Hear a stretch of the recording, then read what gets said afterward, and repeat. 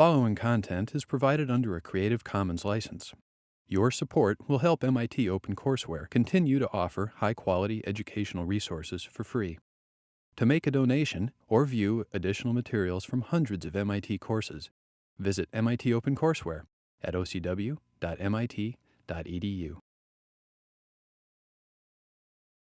Our topics part of the course by revisiting another important topic that one of the most important topics in economics, which is where does capital come from? This is a topic that is central to economics. It's also really central, the basis for what is in finance. So a lot of what we'll do today is really, if you want to learn more about it, you can take more in economics, but also more courses in course 15. So basically what we spent a lot of time this semester talking about one input to the production function, which is labor. We talked about labor supply, labor demand, monopsony models, etc. We haven't talked much about the other input into the production function, which is capital. Now, partly that's because that's a more awkward concept. It's clear what labor is. Labor is the workers working on the production process. Capital is a little bit harder because capital is sort of everything else. The machine, the land, the buildings, other physical inputs. And we know where labor comes from. Labor comes from our working. But it's less clear where capital comes from in some aggregate concept. So basically, the key thing is that all forms of capital have a common feature. All forms of capital have a common feature, which is what capital represents is the diversion of current consumption towards future production and consumption. So what capital is about diverting current consumption towards future production and consumption. So the original concept of capital came from farming, where the notion was that farmers every year would take some of their grain, and rather than eating it, they'd put it aside to become seed to plant for the next year. That was their capital. And so they diverted their consumption this year, which was eating the grain they grew, to produce future consumption through planting those seeds and creating consumption for next year. So basically, in a modern economy, the idea is the same. And so when we think about capital, what I want you to think about is basically the capital as money. Think of the capital in the production function as the money that we invest in all these other things that aren't labor, that we invest in machines, and we invest in buildings, and we invest in land.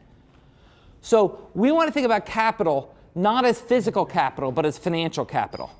That's the way to be thinking about that one aggregate letter K, is this financial capital. It's the money that's invested in producing goods, in building machines and building buildings and stuff like that. Okay? Now, basically, where do firms get that money? So you're a firm, you want to build a building or new machine or something like that. Where do firms get that money? They get that money in capital markets. Capital markets are basically pools of money that firms draw on to invest and create capital. So a capital market, literally think of it as a pool of money that's out there that firms can tap into if they want to build a building or build a machine or buy some land. They tap into capital markets to make those investments. Okay? So while capital physically represents lots of different things, financially represents one thing, which is the pool of money that firms tap into to invest, to divert current consumption to future consumption. Okay? It's the pool of money firms tap into to invest. That's what I mean by capital. By capital market, we represent that pool of money. So think of capital as financial capital, and think of where you get financial capital in the capital market as being that pool of money that firms tap into to make investments, to divert towards the future. Now, where does that supply of money come from? Where does that supply of money come from? Well, it comes from households' decisions on how much to save. Okay? So the pool of money in capital markets, the pool of money that firms draw on to build capital, comes from households' decisions on how much to save. So now we see the tie to labor, the other input in production function. Just as households' decisions on how hard to work determines the labor input into the production function, households' decisions on how much to save determines the capital input into the production function. Okay? So just as my decision of how much to work determines how much labor is available to firms, my decision how much to save, that's what fills up this pool. Okay? So this pool of financial capital, okay, is filled up by household savings and then drawn down by firms' demand for investment. And that's the way a capital market works. Okay? So basically, if we think about capital market equilibrium, if you go to figure 21.1, okay, we have equilibrium in capital markets. This is just like we talked about. This is the other factor markets, just like we talked about labor markets and determining what determines the wage rate and the optimal amount of labor hired. It's the same with capital markets. You have some demand for capital. That comes from firms' demand for investments. Firms want new machines. They want new buildings. That's downward sloping because initially there's very high demand for capital, but there's a marginal diminishing product. Marginal diminishing product, the more capital you have, the less valuable it is on the margin, so the less you are willing to pay for it. So there's a downward sloping demand curve for capital and an upward sloping supply curve. And the price in this market is the interest rate. What is the interest rate? The interest rate is the rate you have to pay households to get them to lend you money. So the interest rate I is the rate you have to pay households to get them to lend you money.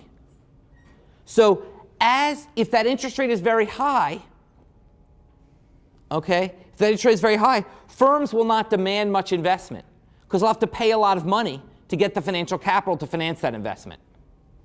But households will be delighted to supply lots of savings because they're getting paid a high price for it. Okay? So basically, the interest rate serves as the equilibrating price in this market. Just as the wage serves as the equilibrating price in the labor market, the interest rate serves as the equilibrating price in the capital market. As the interest rate rises, folks want to save more, filling more money into that pool of capital, and firms want to borrow less, taking less money out of that pool of capital.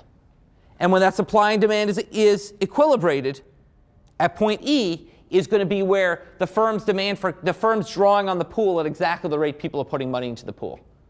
Okay? And that's going to be the equilibrium. Okay, so what we want to focus on for today's lecture and next lecture as well is what determines the money that goes into that pool. Okay, we know what determines the rate at which firms want to draw out of that pool. Okay, that's basically going to be determined by the production function and all the stuff we learned in lectures on production theory. Is you can get your optimal demand for capital. Okay, it's going to be determined by isocosts and isoquants, and you get some K star. But what's going to determine what goes into that pool? That's going to be households' decisions to save. And household decisions to save, we say, are determined by a process we call intertemporal choice. I had some extra letters there. Intertemporal choice. Intertemporal choice. Okay? Which is basically, instead of thinking about someone choosing between apples and bananas, we think of them choosing between consumption today and consumption tomorrow. So think of different periods like different goods. Okay? And I'm choosing between consumption today and consumption tomorrow. That's my intertemporal choice, the rate at which I choose to trade off consumption in different periods. Okay? So for example, illustrate how this works. Let's say that I'm deciding whether to just tell MIT, look, I don't want to work next year. I want to stay home, take care of my kids. You're not going to pay me. I'm taking an unpaid leave for a year. Okay, something professors can do, okay, with enough advance warning to their chairman and such. So I'm going to take an unpaid leave next year. I'm thinking about doing that. Okay? And let's say, and now I have to say, okay, fine. Next year I'm going to take this unpaid leave. So I have to decide how to allocate my, and then I'm going to come back and life will be the same thereafter. So it's just about next year I'm going to take this unpaid leave. I have to decide how to allocate my consumption across this year while I'm working and next year while I'm taking an unpaid leave. And let's say my salary is $80,000 a year. Okay? So one thing I could do is I could consume all $80,000 this year and consume nothing next year. Okay? That would not be a very satisfactory outcome as I die. Okay? That's obviously not going to be a satisfactory outcome. Okay? But what's the alternative? MIT's paying me this year, and they're not paying me next year. What's the alternative? Well, the alternative is I can save. And by saving, what we mean is I can loan some of the money that I make out to firms to invest in their physical capital, in return for which they'll give me interest. Okay? And next year, I can live on the interest I've earned from making that loan. Now, I don't literally go to Genzyme and Microsoft and Apple and say, I want to loan you money and negotiate with them. That'd obviously be impossible. What I do is I implicitly loan to firms through drawing on various aspects of the capital market. So does anyone know, how can I implicitly loan to a firm? Let's say I want to, yeah. Banks, so explain what you mean. You deposit money in a savings account for the bank. The bank pays you some interest rate so that it can use your money to loan to bigger companies that want to take money out of the bank. And they, in return, get money from the other companies by the companies paying some interest on the money that they took out. Exactly. We call banks financial intermediaries. What that means is they basically are the folks who can get a hold of firms and make those loans. So in other words, I don't loan directly to Genzyme. I loan to the bank, Citizens Bank, my bank, and Citizens Bank loans to Genzyme. Citizens Bank pays me an interest rate on my savings, now close to zero. We'll come to that, but basically pays me some interest rate. Okay? Genzyme pays them an interest rate to borrow money higher than what they're paying me, and the difference is bank profit. Okay? So basically, one way I can loan money is I can put it in the bank and get paid interest. Now, we don't think about putting the bank as a loan, but that's basically what you're doing. You're loaning it to the bank. Okay? And they're paying you an interest rate I for that loan. What else can you do? How else can you? Yeah? You can purchase stocks. You could purchase stocks. So in other words, what I could do is I could directly go to a public company, and I could take some of my $80,000 and buy stock in that company. There I'm essentially directly loaning to them. I'm directly giving the money. Now, it's not a loan that's paid back like a bank loan. It's a loan that's paid back hopefully with my stock becoming more valuable or with a dividend. So if I invest, so how can I loan? One is I can invest, I can put it in the bank. The other is I can buy stock. I can put it in the bank, and the bank pays me interest. I can buy stock, and that stock pays off in two ways. One is many companies pay what we call a dividend, or what is called a dividend, which is a quarterly payment that companies make to their shareholders. Okay? So if I invest in a company that pays a dividend, then I'll be getting a quarterly check from that company that's a portion of my investment. The other is what we call a capital gain, which is the stock could go up in value. So next year, if the stock goes up, if the stock market moves steadily, it doesn't. It jumps up and down. We'll come to that. But if it went steadily up, I could just sell some of that stock next year and have extra money. Okay? So that's the other thing I could do with my $80,000. I could loan to a company by buying their stock. How else can I loan to a company? Yeah? I don't know exactly what the difference is, but couldn't you also invest your money in a mutual fund or something? A mutual fund, that's a good point. That would be loaning. A mutual fund is essentially loaning money to an aggregate collection of companies. Okay? So there are very different ways I can do stock. I can do a mutual fund. I can buy individual stocks. There's lots of different ways, but those are all different ways to buy stock. Yeah? You could buy bonds. You could buy company bonds, which is I literally loan directly to the company. A stock's not really a loan. I'm literally buying an ownership share in the company, and they're paying me back. I could buy corporate bonds. Okay? I could buy corporate bonds, and the way those work is it's literally cutting out the middleman. I don't loan to Citizens Bank and they loan to the company. I just loan to the company and they pay me back. That's a corporate bond. I can also buy, by the way, I can also buy a government bond. You may know the government's running a more than $1 trillion deficit right now. Somebody's got to finance that, so you can loan to the government and get paid back by the government. Okay, let's put the government aside for a minute. Let's focus on a world where because we haven't really had a government sector in our model. So a world where it's just you and the companies. So let's leave the government channel aside. But the other thing I can do with my money is I can loan it through bonds. Okay? The point is, that $80,000, yeah, I'm sorry. With stocks, if I were to buy a stock of a company, wouldn't it be primarily usually through the secondary market? So we're not actually, I wouldn't be giving any money to the company. I'd just be giving money to the previous stockholder. That's true. It basically depends on whether the marginal stock comes from a new issuance of stock by the company or through a stock that's already floating around the secondary market. That's a good point. So in some sense, likewise with bonds, a lot of bonds are traded in the secondary market. So I'm thinking about a simple model where basically new stock gets issued by the company and I buy it. More technically, you're right. It's just trading among people. But that sort of makes things complicated. Let's put that aside for now. OK? So basically, the point is with my $80,000, there's lots of things I can do with it. All of them yield me some rate. The key point is all of them have the feature that I'm diverting today's consumption for tomorrow's consumption. I'm taking some of my money and rather than eating it this year when I'm working, I'm loaning it out in some way, shape, or form and getting paid back in next year when I'm not working. Okay? And we can summarize, now this is a very complicated set of mechanisms, not to mention the secondary market issues, and this is basically a semester of 15401. Okay? This is basically a semester of finance theory. But basically what we're going to do is compress this all down and say that I get some interest rate on my money. Okay? However I do it, let's just say that somehow I divert my money through one of these mechanisms and it yields some effective interest rate, I. Okay? And you can know behind that there's lots of ways I can get that interest. But for now, just simplify it down and say the main thing is I'm diverting my consumption now and it's yielding some interest earnings on that diverted consumption, I. So what that means is that for every dollar I divert, I get 1 plus I dollars the next year.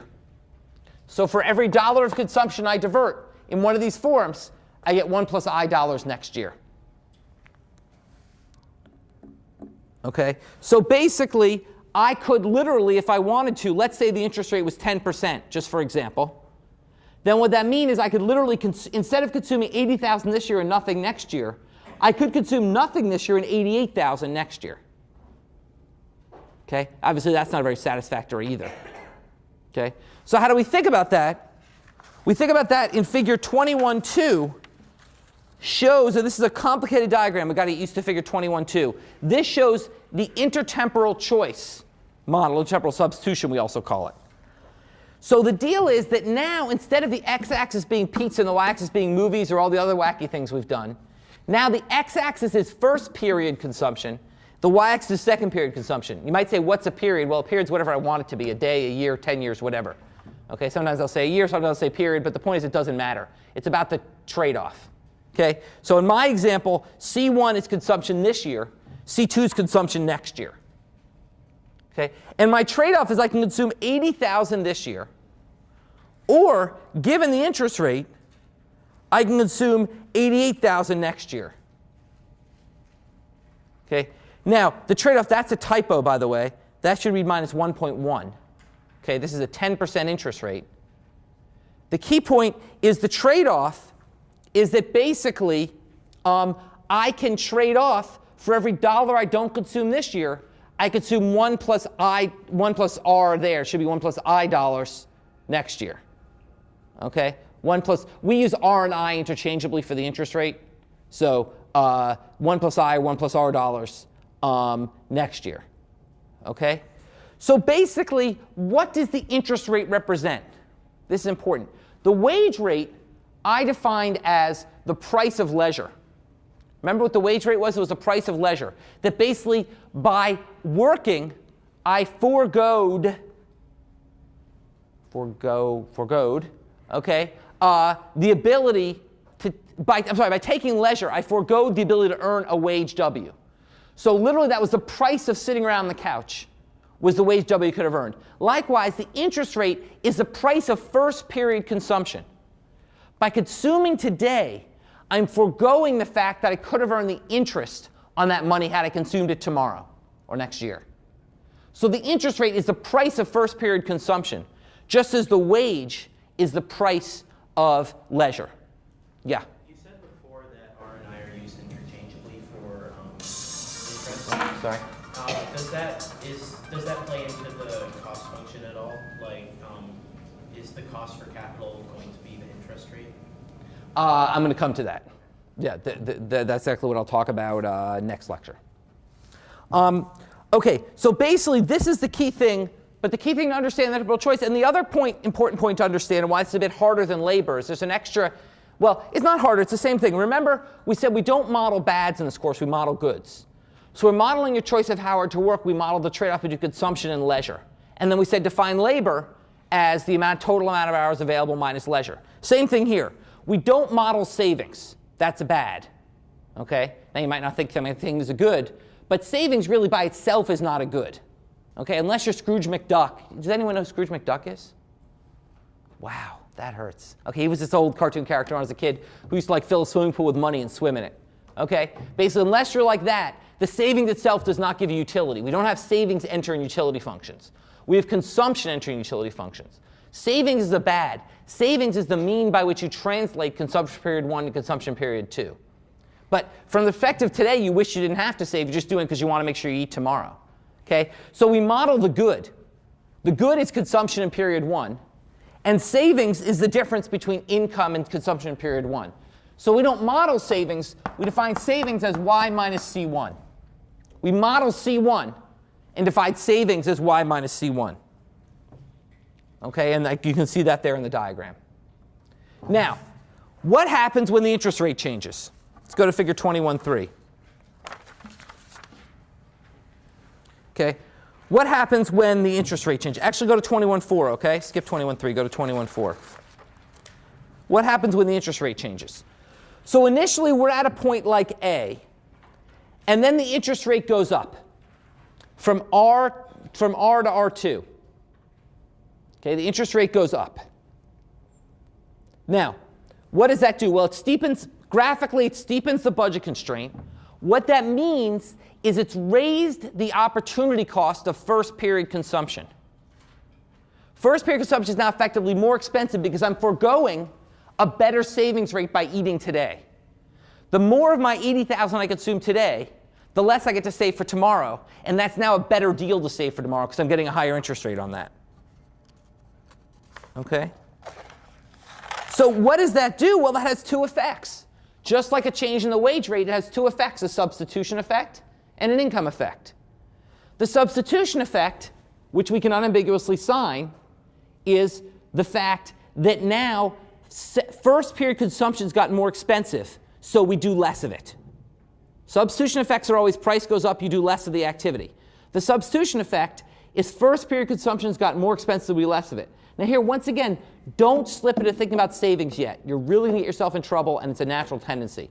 Model consumption that makes savings a residual.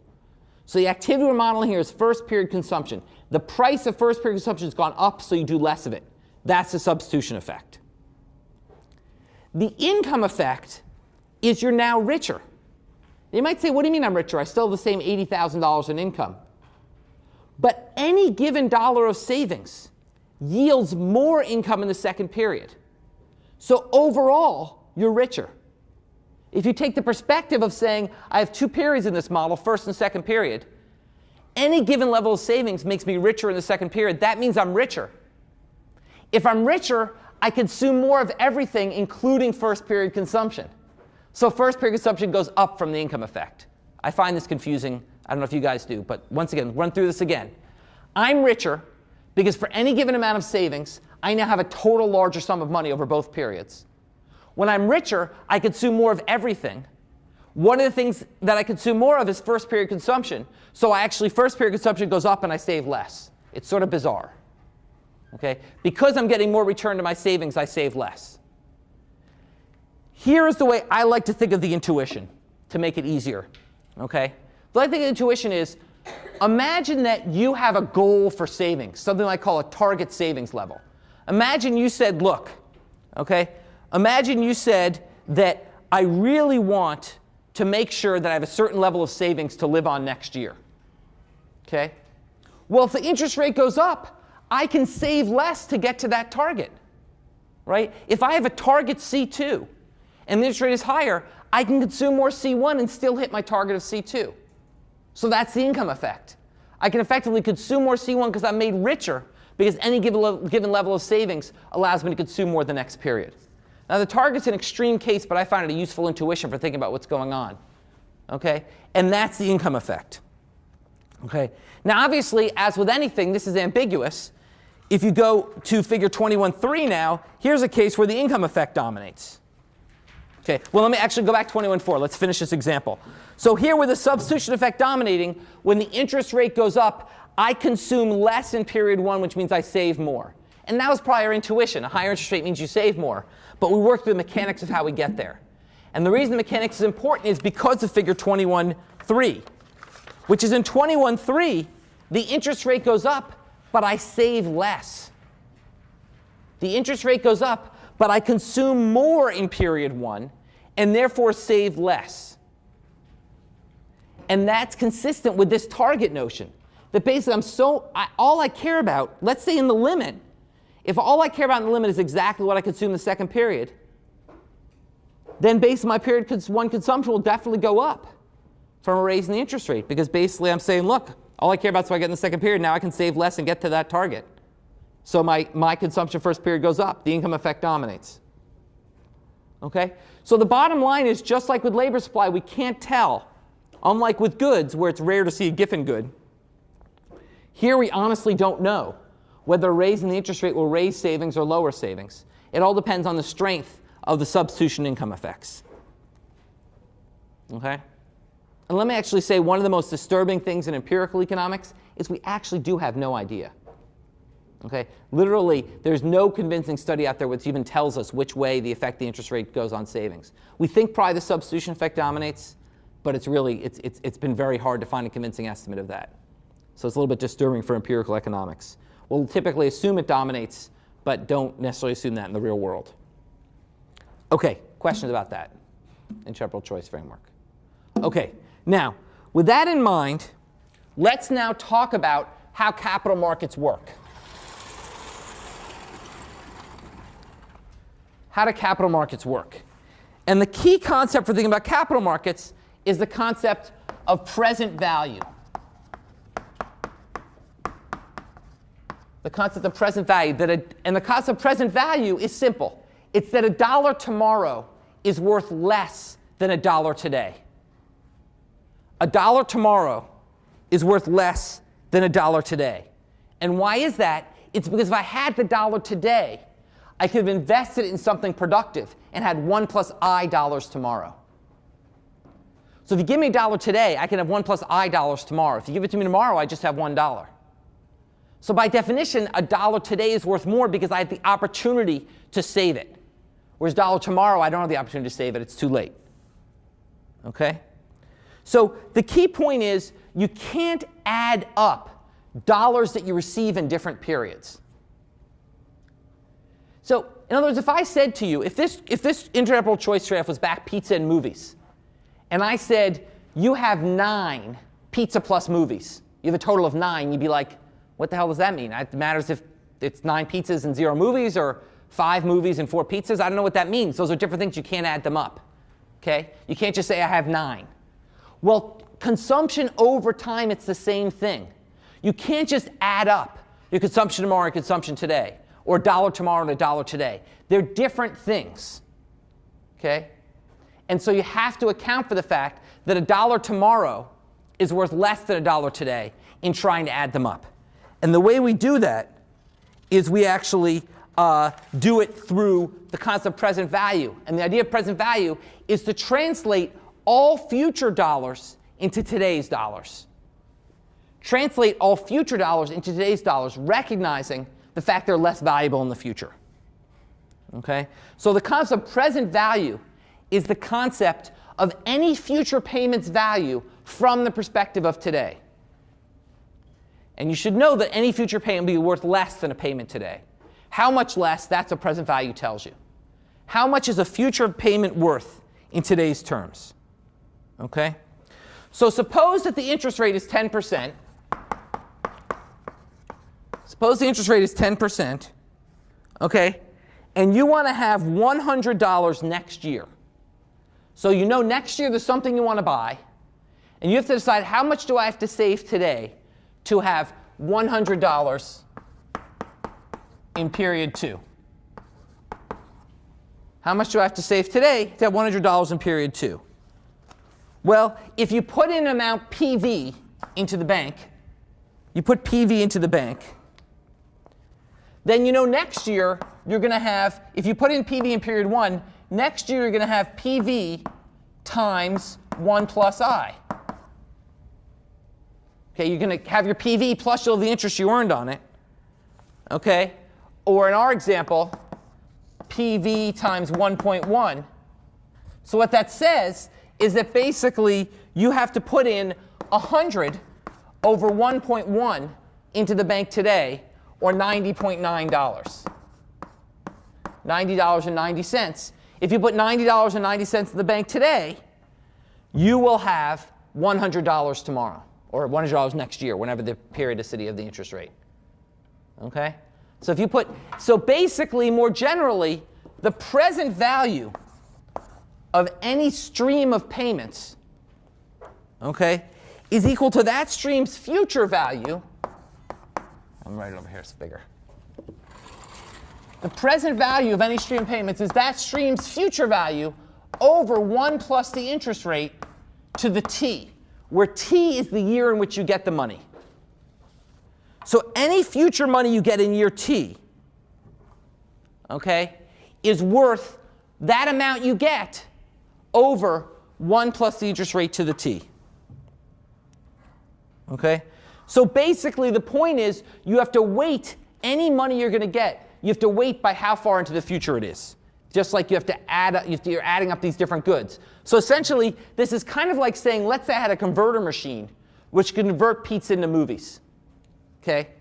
Then I could say, well, I'll just take pizza, put it through the converter machine, and it'll tell me how many movies I have. That's what a utility function basically does. Okay? This, we're saying the interest rate is a converter function. This present value formula is a converter function by which we convert two goods that are different into the same good. You convert them through this formula. Okay? So basically, suppose that you say to me, look, loan me 30 bucks, and I'll pay you back $10 a year each of the next 3 years. Okay? Well, I should say, wait a second, what's the value of that to me? Well, the present value of those repayments is I'm going to have $10 in 1 year. So that's $10 over 1 plus I. Let's say the interest rate's 10% again. Okay? Next year I got $10. That's worth 10 over 1 plus 1. The year after you're going to give me $10 more, but that's worth 10 over 1 plus 1 squared, because that's in 2 years. If I had that money today, I could have invested it, earned 10% on it, and then 10% on that. And likewise, the money you give me in the third year is worth 10 over 1.1 cubed. If you give me that money today, I could have invested it over and earned interest 3 times on it. So the bottom line is, your repayments are only worth $24.87. So I've just given you $30 today. In return for a stream of payments, it's only worth $24.87 today. I've lost money from that loan, because I gave you the money today and you're paying me back in the future and money's worth less. Okay? So basically the general formula we have is that the present value of any stream of future payments, okay, is that the amount of the future payment, let's call it F, some fixed, for any fixed stream of future payments, $10 forever or $15 forever.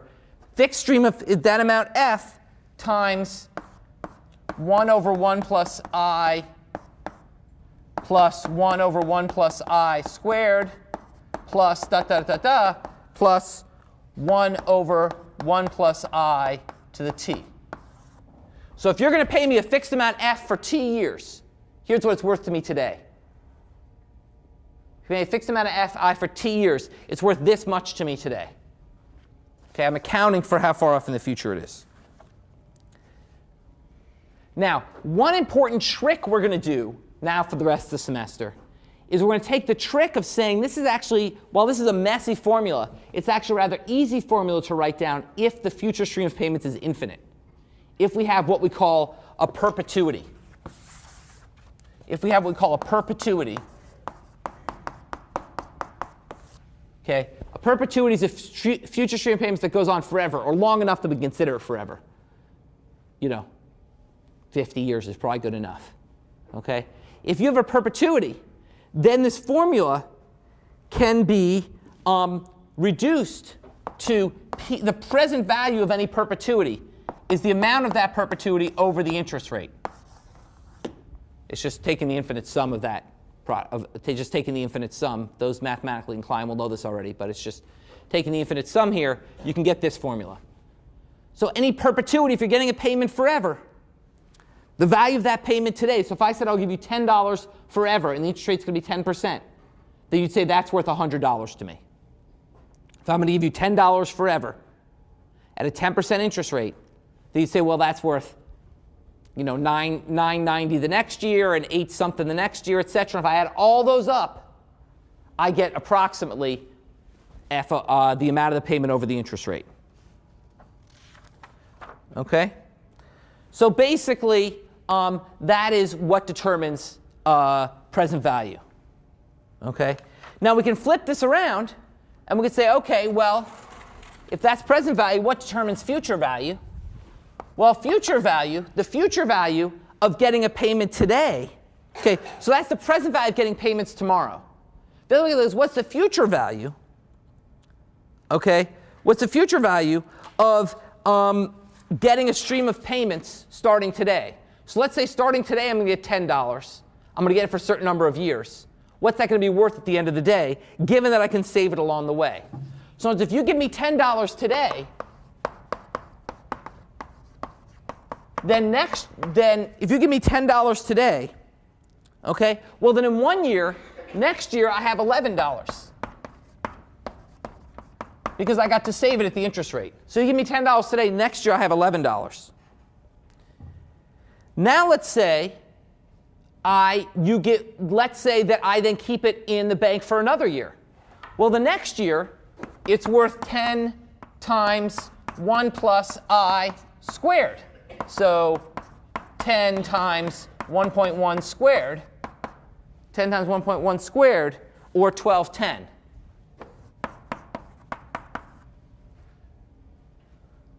And so on.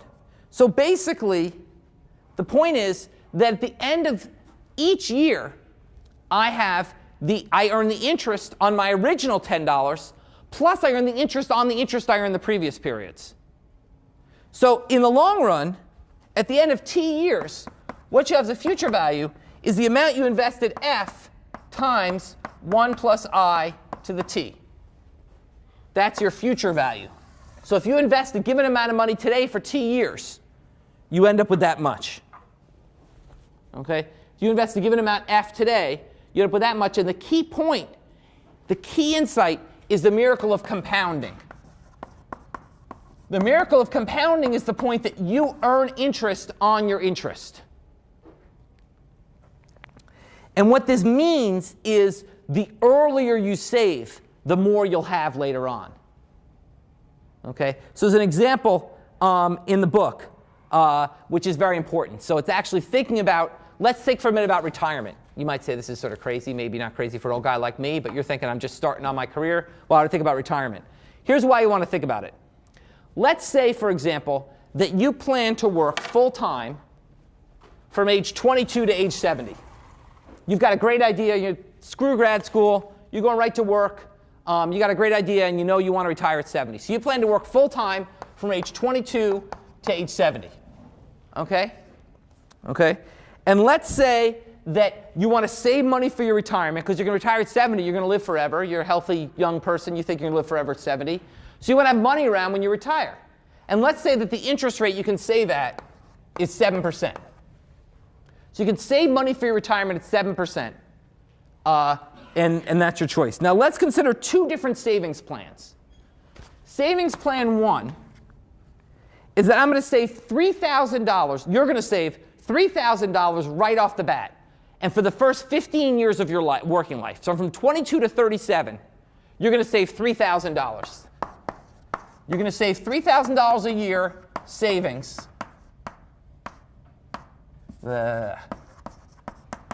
Savings for 15 years.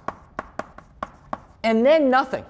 Then once you're 37 and you've got to start worrying about kids, college, and mortgages, you're not going to save anything. Okay? So in 22 to 37, when you're living high in the hog, you got no obligations, you're going to save. Once you're 37, you got a house, and you got kids who have things expensive, you're not going to save anymore. So then you go to zero. Zero savings from age 37 to age 70. That's a pretty bold plan. Okay? You're just going to save 15 years and zero savings. Okay. Well, what do you get? Well, after 15 years, if you use our future value formula, if you save $3,000 every year, you work out that you will have $75,387 in the bank. So it's more than 45. It's not just 3,000 times 15 because you get the compounding. Okay? It's not just 3,000 times 15. You actually get more than that because you got the compounding along the way. Then if you just let it sit there in the bank, you don't do anything, no more active savings, you let it sit there, then by the time you retire, you have that 75,387 times 1.07 to the 33, because you let that money sit there for 33 years. You let that money sit there for 33 years. That works out to be $703,010. So by saving for 15, all you did was save $3,000 for 15 years, a fraction of your career, and you retire with $703,000. Okay? Now let's contrast that with an alternative plan. My alternative plan is I'm going to save nothing for the first 15 years. Because I figure, like, you know, I'm young, I'm going to party, I'm going to use the money now, I'll save later. I'm nowhere near retirement. Then I get to 37, I say, wait a second, I'm starting to see more mortality, I better worry about retirement. Then I start to save, and I save for the next 33 years. So the new plan is 0 per year from age 22 to 37, and then $3,000 a year from 37 to 70. So this is a lot more savings. You're saving for more than twice as long. More than twice as long. What do you end up with? You end up with $356,800. Half. Just slightly more than half than what you end up with the first plan, even though you save for twice as many years. Okay? This is like the parents' lecture, why you should save. Okay? The point is that saving early lets you ride the wave of compounding for many, many years. Savings late does not let you do that. And as a result, you end up with less money. Okay? This is actually, I take my kids to the Science Museum. In the Science Museum, they have these little ramps. You can drop a ball, and one is flat then steep, and one is steep then flat. Steep then flat, and the one steep then flat always wins because acceleration, there's compounding and acceleration the same way. Okay? That basically, the point is building up early and then riding that velocity going forward is a lot better than starting late. Okay? Questions about that? So make sure when you get those jobs and they offer you, we'll talk next time about savings incentives, and they offer you those good 401k packages, that you take them and don't say, I'll worry about that later. Now, one last thing. Last thing I want to cover is that we've ignored so far the whole concept of inflation. When I've talked about savings, I've presumed that you save the money and it's worth something, but who the hell knows what $703,000 can be worth in 48 years? Okay? What's that even going to be worth? How do we even think about that? Well, we have to account for the fact that stuff's going to be more expensive. So we have to account for inflation in doing this. And the way we do this is by recognizing that what we've done so far is we've talked about the nominal interest rate. By the nominal interest rate, I meant the interest rate that you actually see posted in the bank. But what matters ultimately for your well-being is the real interest rate, which is what your money can do in terms of actually buying goods. Okay? So I should not care about how much money I have next year. I should care about how many goods I can buy next year. The money's just paper. What matters is what I can get with it. That's what matters. So ultimately, so let's say, for example, I want to use all my money on Skittles. That's just what I want to use my money on. So let's say I have $100, and I want to spend, and I want to spend that money on Skittles. Okay? So, and let's say Skittles today are $1 a bag. So and let's say the interest rate, once again, is 10%. Okay, and let's say there's no inflation inflation equals 0. Okay? So my choice is I can spend $100 on Skittles today and get 100 bags. So I can have 100 bags today. Or I can save it, have $110 tomorrow, and get 110 bags of Skittles. Okay, that's my choice. That's my trade-off. Okay? Now let's say there's inflation. Let's say that prices are rising at 10% a year as well. So the prices are rising at 10% a year as well. What that means is next year Skittles cost $1.10 a bag. So now what's my trade-off? That means I could have 100 bags today or 100 bags tomorrow. I don't get any more Skittles tomorrow. I get $10 more, but who cares? Everything costs more. Okay? If everything costs 10% more and I get a 10% interest rate, that interest rate is effectively 0 in terms of what I can buy. The real interest rate is the nominal interest rate minus inflation. What I care about is what I can buy. So I have to take out of the interest rate what happens to prices. Okay? Because if prices go up, if prices go up, it offsets what I'm earning in the bank. So what I care about is I care about what the bank posts minus what inflation will be. So it's even trickier, right? Because it's not about what inflation was, it's what inflation will be. You'll have to guess what inflation is going to be. Okay? And so what we care about is this real interest rate. And that's why the interest rate that banks pay, a primary determinant of it is inflation. Right now, we are in the lowest inflation period this nation's seen since World War II. Okay? Core inflation, we don't really get into inflation in this course, but core inflation, which is inflation minus some things which fluctuate a lot, is basically 0 in the US. Okay? So basically, nominal interest rates are the same as real interest rates. And that's why the interest rates you see posted are so incredibly low. Okay? Because there's no inflation. In the late 1970s, when inflation was running at 10, 15% a year, interest rates were 15 to 20% a year. Now, it wasn't that you could get so much more for your savings in the 1970s. It was just that stuff was going to cost more next year. So banks, if they wanted to induce you to save, had to pay you a higher interest rate. So interest rate banks are going to have to pay you to get you to put your money in. If in 1978, when the inflation rate was 15%, if banks had offered a 3% interest rate, no one would have put money in the banks. Okay? Because you would end up losing. You'd end up losing effectively. Effectively, that's a negative 12% real interest rate. So what matters is how much the bank pays you in cash minus how much more stuff is going to cost. And that's ultimately what matters. And this is a distinction we won't spend a lot of time on later on. I'll just say interest rate. I won't say real versus nominal. But you've got to know in your head that what matters is the interest rate is the real interest rate, what the bank pays you, minus how much more stuff's going to cost. Okay? Questions about that? All right, we'll come back next time. There is class on Wednesday. It does matter. And on Wednesday, we're going to talk about the rest of capital markets and people's savings decisions.